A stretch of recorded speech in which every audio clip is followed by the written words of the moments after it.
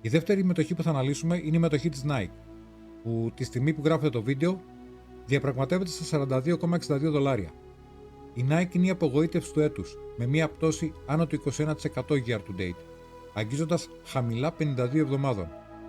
Ωστόσο, οι insiders άρχισαν να κινούνται. Παρατηρούμε αγορές από μέλη του Διοικητικού Συμβουλίου σε αυτά τα επίπεδα, καθώς η μετοχή θεωρείται ιστορικά υποτιμημένη. Η Nike αναδιαρθρώνει την γκάμα των προϊόντων της για να αντιμετωπίσει τον ανταγωνισμό και προσφέρει ένα εξαιρετικό μέρισμα που φτάνει τα 3,85%.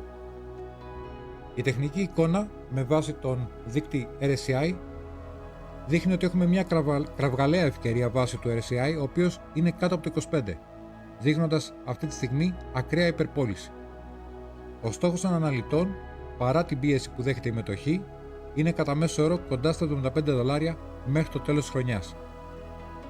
Παράλληλα να πούμε ότι εννοείται ότι το buy zone της μετοχής είναι στα τωρινά της επίπεδα που είναι τα $42 με $43 και φυσικά είναι μια ιδανική περιοχή για κάποιον που θέλει να κάνει DCA αν έχει ήδη το asset στο χαρτοφυλάκιό του.